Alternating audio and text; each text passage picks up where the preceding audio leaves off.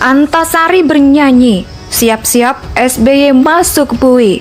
Waduh, semakin memanas saja ini. Ya kan kita semua menerima laporan ya. Kalau Pak Antasari melaporkan itu tentu kita terima, wajib terima. Bagaimana menyikapinya? Sedangkan di satu sisi kita melihat bahwa ini berkait dengan sebuah perkara yang sudah memiliki kekuatan hukum yang tetap, sudah sampai tahap PK, dan bahkan Pak Antasari sendiri sudah mendapatkan gerasi dari Bapak Presiden. Kepada Bapak Susilo Bambang Yudhoyono, jujur, beliau tahu perkara saya ini. Untuk beliau jujur cerita apa yang beliau alami dan apa yang beliau perbuat. Beliau perintahkan siapa untuk merekayasa dan mengkriminalisasi Antasari. Pada waktu itu alat bukti saya apa?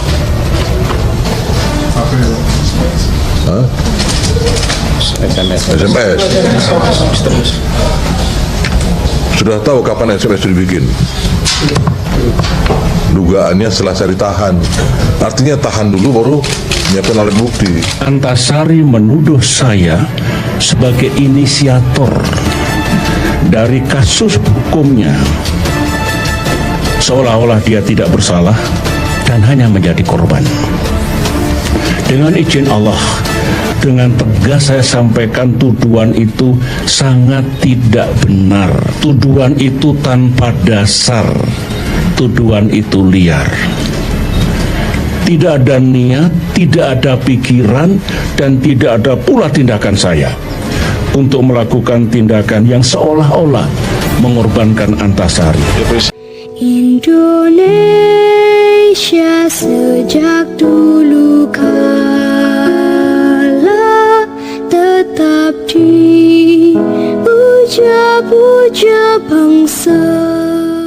Saya kaget mendengar pengakuan Antasari yang menurut saya sangat dan amat berani. Saya melihat amarah yang terpendam lama dalam raut muka Antasari yang terbilang sudah tidak mudah. Itu namun dibalik itu saya melihat Antasari begitu mantap dan tamparan telak dalam menyampaikan fakta yang terjadi terhadap dirinya. Antasari, sebagaimana yang diketahui bahwa beliau pernah dipenjara dengan tuduhan pembunuhan terhadap Nazruddin Zulkarnain, kini sudah bebas berkat gerasi oleh Presiden Jokowi. Antasari bahkan melaporkan kepada Barreskrim tentang dugaan adanya kriminalisasi atas tuduhan yang dialamatkan kepadanya. Antasari melapor dengan dugaan adanya penghilangan bukti kasus pembunuhan Nazruddin. Ya, tidak tanggung-tanggung, secara terang-terangan dalam wawancara yang dilakukan terhadapnya di Metro TV.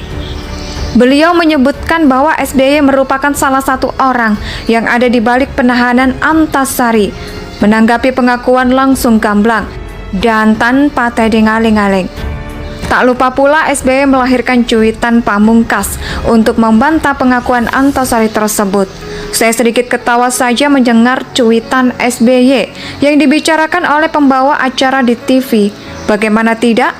Kenapa kasus besar dan sovital itu dengan mudahnya dimanfaatkan oleh Antasari untuk kepentingan politik yang bahkan tidak punya kepentingan dalam politik? Saya melihat dalam diri Antasari ini hanya menginginkan kejujuran dan keadilan bagi dirinya dan bagi hukum di Indonesia, agar hukum di Indonesia terus-menerus menyembunyikan keburukan kelam pada masa pemerintahan SBY. Ya, hanya itu yang saya lihat dari diri Antasari saat diwawancarai secara langsung. Antasari menjawab dengan tegas bahwa beliau masih membuka pengakuan secara langsung bukan dikarenakan alasan politik, melainkan karena permintaan dari adik Nazruddin Zulkarnain. Dengan pertimbangan bahwa 14 April 2018 ia merangkum hasil pengakuan dari pernyataan yang diberikan oleh Antasari tadi bahwasanya kasus kriminalisasi yang terjadi pada dirinya ini berkaitan dengan penahanan yang beliau lakukan terhadap besan SBY atas kasus korupsi. Antasari menjelaskan bahwa SBY sempat marah karena penahanan besan tersebut tidak dikomunikasikan terlebih dahulu dengan SBY. Padahal pengakuan Antasari, beliau sudah komunikasikan dengan Hatta Rajasa, besan SBY, selaku mediator Antasari dan SBY ketika itu. Padahal dalam kasus ini, Hatta Rajasa yang lupa menyampaikan pesan Antasari kepada SBY sehingga SBY marah dan merasa tidak ada komunikasi dalam penahanan si besan kesayangan. Besan kok dua-duanya nggak ada yang beres. Apa-apa ya udah, gitu yang menjadi korban. Malah orang-orang yang benar. Sungguh ada apa ini dengan golongan orang-orang ini? Lebih cetar dan mengguncang lagi ketika Antasari menyebut bahwa Ibas terlibat kasus IT KPU dan bagaikan petir yang menyambar SBY. Di sore hari yang sejuk, SBY semakin kalang kabut dibuatnya.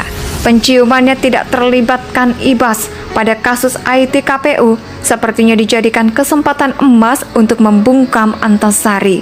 Sekali tepuk Antasari, Ibas dan Aulia Pohan.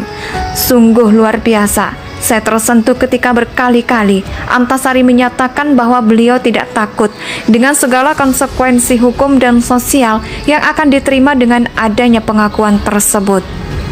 Antasari terlihat sangat yakin bahwa apa yang beliau katakan adalah benar, sehingga bahkan resiko mati pun akan diterima jika memang itu harus dan sungguh mengharukan pembelaan yang diberikan SBY ini. Sangat memperlihatkan bahwa SBY memang benar-benar sosok yang berambisi besar.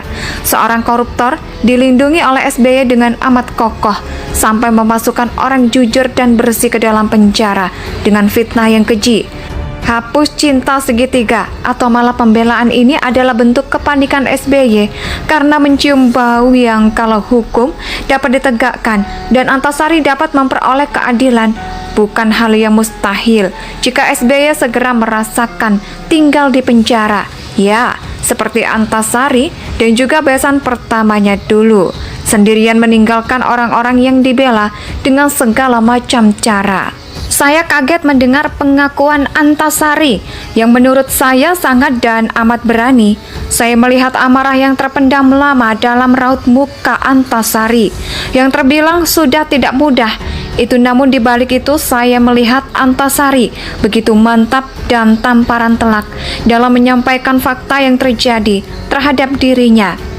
Antasari, sebagaimana yang diketahui bahwa beliau pernah dipenjara dengan tuduhan pembunuhan terhadap Nazruddin Zulkarnain. Kini sudah bebas berkat gerasi oleh Presiden Jokowi. Antasari bahkan melaporkan kepada Barreskrim tentang dugaan adanya kriminalisasi atas tuduhan yang dialamatkan kepadanya. Antasari melapor dengan dugaan adanya penghilangan bukti kasus pembunuhan Nazruddin. Ya, tidak tanggung-tanggung, secara terang-terangan dalam wawancara yang dilakukan terhadapnya di Metro TV. Beliau menyebutkan bahwa SBY merupakan salah satu orang yang ada di balik penahanan Antasari. Menanggapi pengakuan langsung gamblang dan tanpa tedeng-aleng-aleng. Tak lupa pula SBY melahirkan cuitan pamungkas untuk membantah pengakuan Antasari tersebut. Saya sedikit ketawa saja mendengar cuitan SBY yang dibicarakan oleh pembawa acara di TV. Bagaimana tidak? Kenapa kasus besar dan sovital itu dengan mudahnya dimanfaatkan oleh Antasari untuk kepentingan politik yang bahkan tidak punya kepentingan dalam politik? Saya melihat dalam diri Antasari ini hanya menginginkan kejujuran dan keadilan bagi dirinya dan bagi hukum di Indonesia, agar hukum di Indonesia terus-menerus menyembunyikan keburukan kelam pada masa pemerintahan SBY. Ya, hanya itu yang saya lihat dari diri Antasari saat diwawancarai secara langsung. Antasari menjawab dengan tegas bahwa beliau masih membuka pengakuan secara langsung bukan dikarenakan alasan politik, melainkan karena permintaan dari adik Nazruddin Zulkarnain. Dengan pertimbangan bahwa 14 April 2018, ia merangkum hasil pengakuan dari pernyataan yang diberikan oleh Antasari tadi bahwasanya kasus kriminalisasi yang terjadi pada dirinya ini berkaitan dengan penahanan yang beliau lakukan terhadap besan SBY atas kasus korupsi. Antasari menjelaskan bahwa SBY sempat marah karena penahanan besan tersebut tidak dikomunikasikan terlebih dahulu dengan SBY. Padahal pengakuan Antasari, beliau sudah komunikasikan dengan Hatta Rajasa, besan SBY, selaku mediator Antasari dan SBY ketika itu. Indonesia tanah air beta, pusaka abadi nan